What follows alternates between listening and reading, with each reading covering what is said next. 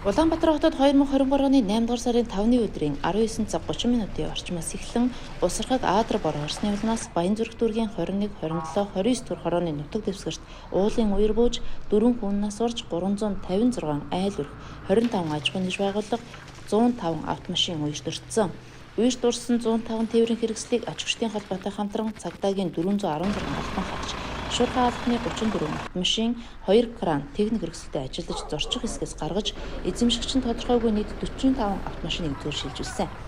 Үерийн улмаас үүссэн лаг шавар хогийг цэвэрлэх ажилд Улаанбаатар хотын зорчигчийн ажлын албаны харьяа нийт 22 байгууллагын 803 албан хаагч, 140 тээврийн хэрэгсэл, техникээр 180 айл өрх, 15 аж ахуйн нэгжийн хашааг цэвэрлэж 2875 тонн лаг шаврыг 115 автомашинаар зөөж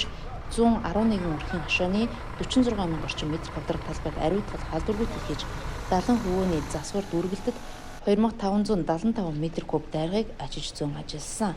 Явган болон туслах замын цэвэрлэгийг хийж тойрог дээрх зам хаасан шороо болон замын хажууд үүссэн шороо 4 ковш, 1 экскаватор, 8 ховоо машин ашиглан 44 рейсер тээвэрлэж цэвэрлэн хэвийн байдалд оруулаад байна. Хүчтгэх ажлыг зохион байгуулахаар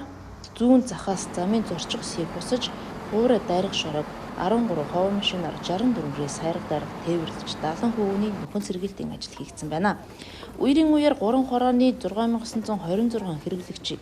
болзошгүй эрсдлээс сэргийлж цахилгаан эрчим хүчийг хязгаарласан байсныг өчигдөр буюу 8 дугаар сарын 8-ны өдрийн байдлаар 47 албан хаагч 9 машин механизм ажиллаж цахилгаангүй болсон айлдварыг эрчим хүчтэй холбоод байна.